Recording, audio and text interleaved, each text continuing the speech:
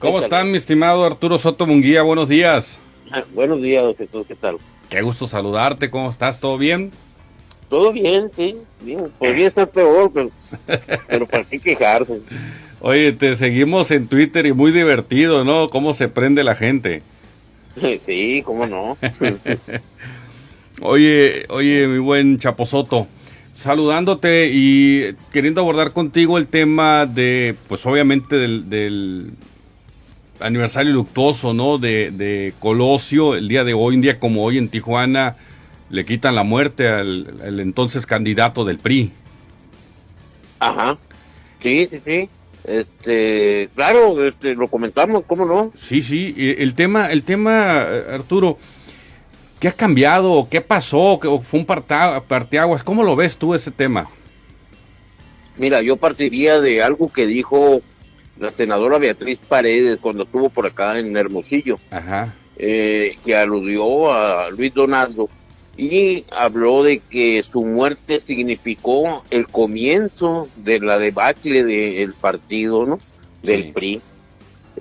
A mí me llamó la atención la referencia histórica porque efectivamente el PRI ya venía, para 1994, ya venía de más a menos, ¿no? Se sí, le habían complicado muchas cosas. La última elección presidencial, la de Salinas, marcó el inicio de un gran movimiento social, plural, eh, impulsado desde el propio PRI, por la gente como Cuauhtémoc Cárdenas, como Porfirio Muñoz Ledo, Ifigenia Martínez, en fin, toda una camada ahí de veteranos nacionalistas revolucionarios, ¿no? sí, sí. Que se conformaron en aquel momento. Bueno, el resultado ya lo sabemos. Ganó Carlos Salinas en el 88, pero con un margen de legitimidad muy precario. Y por otro lado comenzó a crecer esa corriente de disidentes, no solamente dentro del PRI, sino que empezó a sumar de otras fuerzas. Para 1994 ya estaba todo complicado. Te acordarás aquel clima de mucha tensión que hubo entre Luis Donaldo Colosio y Manuel Camacho Manuel Solís, Camacho Solís. ¿sí? por la por la candidatura presidencial. Fue un clima que se dirimió a balazos. Luis Donaldo Colosio no fue la única víctima mortal, fatal de esa coyuntura, ¿no? Te acordarás que mataron también a Ruiz Macié, José Francisco. eh, a José Francisco, que era dirigente nacional del PRI. Hubo una secuela de hechos violentos en esa coyuntura, antes y después de la muerte de Luis Donaldo. Sí, Pero efectivamente, sí, sí, es que todo eso enmarca y como bien lo dices, ¿no?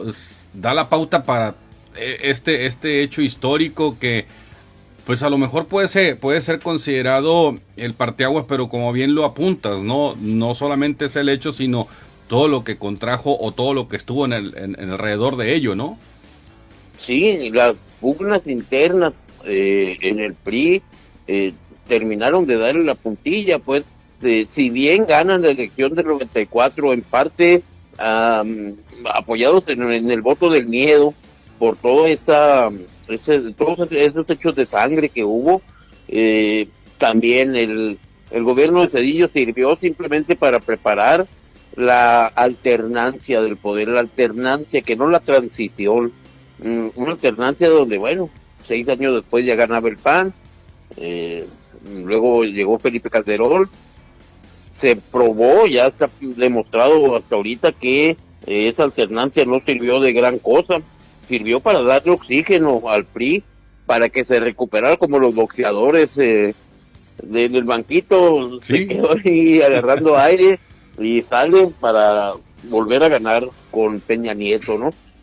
Pero también todos conocemos qué fue lo que pasó. El PRI no aprendió la lección, el PRI siguió con todas sus prácticas nocivas que lo llevaron a perder la presidencia en el año 2000.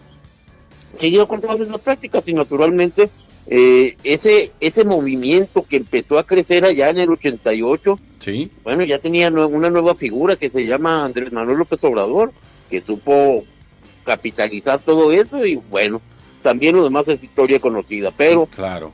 El tema ahorita es, Luis Donaldo, yo me remitiría a una pregunta, ¿qué tanto queda del colosismo? Si existe el colosismo realmente, ¿dónde están, Jesús, los colosistas químicamente puros?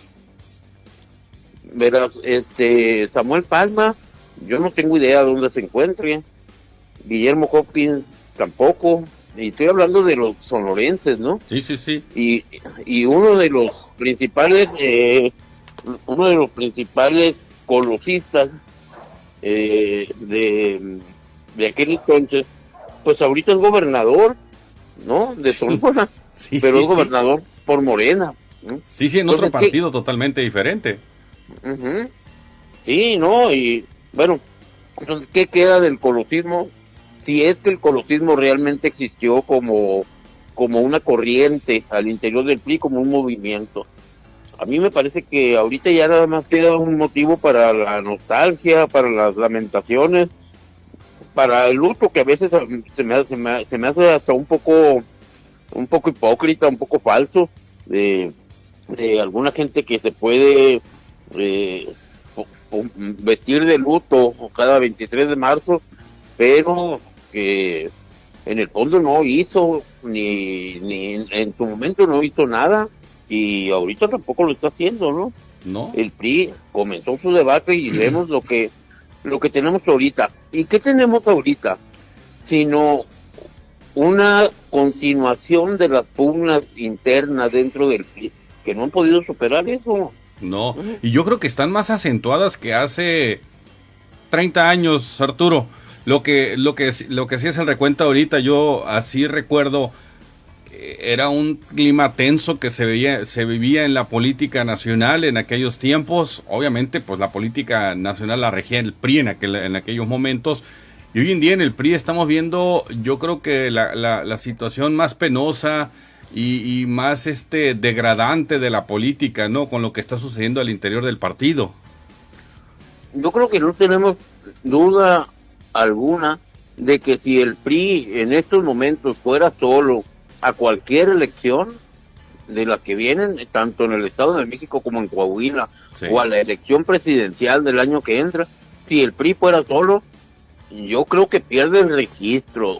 De ese tamaño es la crisis que comenzó en aquel 94, o que tuvo uno de sus puntos más álgidos en el 94, y que ahorita tiene al partido que duró 70 años ininterrumpidos en el poder, en esas condiciones, teniendo que hacer alianzas con su adversario histórico que era el PAN, sí, ¿no?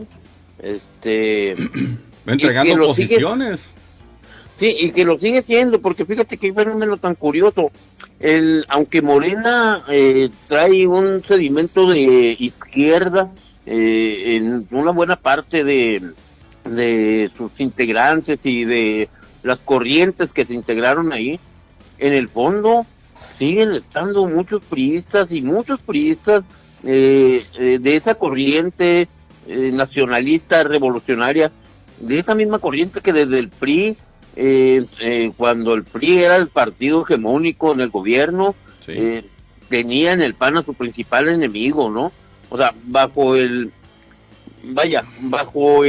argumento de defender al país de la derecha, de la iglesia, de la reacción, del imperialismo yanqui, bajo esa premisa fue que Manuel Bartlett, como secretario de Gobernación en su momento, perpetró, auspició o permitió el fraude patriótico en Chihuahua para negarle o para quitarle, robarle la gubernatura al PAN en Chihuahua, sí, en aquel entonces. Entonces, esa corriente de nacionalistas revolucionarios, priistas, todavía tienen sus expresiones en Morena, en el partido que está gobernando, y no te vayas muy lejos. Yo creo que uno de sus principales exponentes es Andrés Manuel López Obrador, de esa corriente. sí, Bueno, sí, totalmente. pero el PRI que se quedó como PRI, Bueno, anda buscando ahorita una alianza con el PAN, ¿no? O sea, qué vueltas que da la vida, qué paradojas, y con el PRD, con lo que queda del PRD, ¿no? Entonces, definitivamente han cambiado muchas cosas en el país, algunas para bien, algunas para mal, pero es lo que tenemos ahorita, ¿no? Y de Luis Donaldo Colosio, bueno, pues Luis Donaldo Colosio tenemos ahí como una referencia en la historia del mármol, ¿no? En la historia de bronce, pues hay monumentos, hay calles con su nombre, hay eventos que se hacen anualmente para recordar, ofrendas, pero como tal, como un movimiento, como una corriente, como algo que pese, ya no queda. Yo creo que no queda nada, o queda muy poco, ¿no? Queda el vestigio solamente de lo que nunca fue. Uh-huh. Y triste y lamentable, porque sobre todo yo creo que a partir del 88, como bien lo citas, ¿no? A partir del 88 comienza la debacle, el tema de Chihuahua que recordabas ahorita, que traías a la mesa, pero también el tema de las elecciones del 88, que pues obviamente el que perdió fue Cárdenas, pero el que perdió al final de cuentas fue México, pero el gran perdedor indudablemente a partir de ahí fue el PRI, ¿no? Sí, definitivamente. Yo creo que ahí comenzó a desdibujarse y alguien dijo por ahí, el propio Carlos Salinas, fíjate, ahora que lo recuerdo, fue el que dijo en alguna ocasión, la bala que mató a Colosio también me mató a mí, dice, ¿no? Pues yo digo que no solamente lo mató a él, más bien él quedó vivo, todavía dando guerra por ahí, pero sí, al PRI sí lo hirió de muerte, ¿eh? Claro. Sí, indudablemente. Arturo, un último tema. La columna de hoy, sube Marcelo el piano, baja Marcelo el piano. Pues, mira, es que yo le he estado dando seguimiento a los dimes y diretes que hay ahorita entre el gobierno de México y el de los Estados Unidos, y más que el gobierno de Estados Unidos, o además del gobierno de Estados Unidos, la fracción más reaccionaria de la política en aquel país, que son los republicanos, que traen una presión tremenda contra México, contra el presidente. Sí. Aunque por el asunto de las drogas, básicamente de los cárteles y de la producción de fentanilo. Pero más que una campaña contra México, me parece que eso está inspirado mucho en una campaña propia allá en Estados Unidos, sí, con vistas a la sucesión presidencial, a pegarle a Joe Biden por la tibieza con la que enfrenta estos problemas y tratando de sacar ventaja de una población norteamericana que sin duda es numerosa y que alberga también un sentimiento antimexicano, antiinmigrante en general, pero particularmente antimexicano. Perdón, es una causa importante de votos allá en Estados Unidos la que va a las urnas a reiterar el apoyo o a darles el apoyo a esa corriente más hasta violenta, digamos, ¿no? Claro. Que existe allá en los Estados Unidos. Y bueno, pues pero en ese contexto ha habido muchos bandazos, ¿no? Un día felicitan al presidente AMLO, le reconocen su liderazgo, otro día le pegan con un informe al Departamento de Estado sobre Derechos Humanos, donde dicen que sí. hay un cochinero acá en materia de ejecuciones extrajudiciales, secuestros, extorsiones y demás. López Obrador reacciona enojado. Otro día llega por acá el enviado para John cambio Kerry. climático, ¿sí? Y le da un espaldarazo al gobierno de López Obrador. Un día Ken Salazar, el embajador, abraza a López Obrador, y otro día le deja ir por ahí un cohete donde invita a Manuel Bartlett de Estados Unidos, venga a platicar aquí, verá, le vamos a contar cómo está la cosa con el asunto energético, ¿no?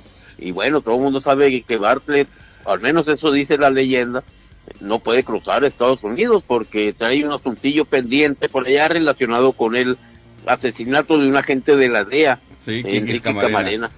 ¿Sí? Bueno, entonces, en ese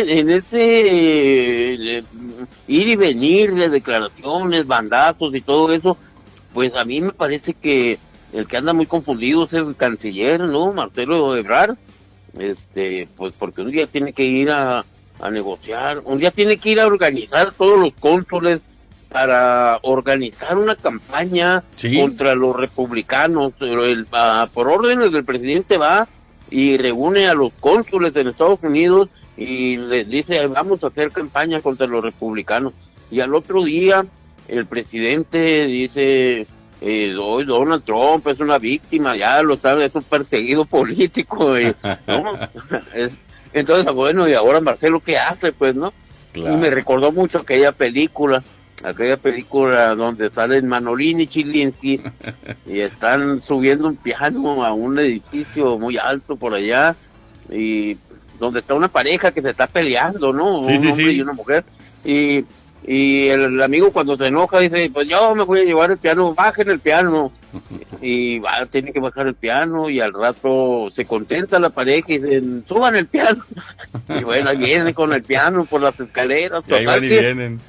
Sí, pues entonces al final de la escena esa, el piano termina todo destrozado porque el edificio es pequeño, las escaleras, ¿no? Claro. Se golpea. Y el piano termina hecho giras ahí. Entonces, pues así anda Marcelo, subiendo el piano, bajando el piano y subiendo el piano y esperando a ver qué dice López Obrador, ¿no? Claro, y todo esto en medio, Arturo, de es la segunda más baja aceptación de Joe Biden, ¿no? En cuanto a las cifras del electorado, 38%, eso lo da a conocer el día de hoy la agencia AP, y yo creo que todo esto es el tema y el termómetro político que se vive entre los dos países, ¿no?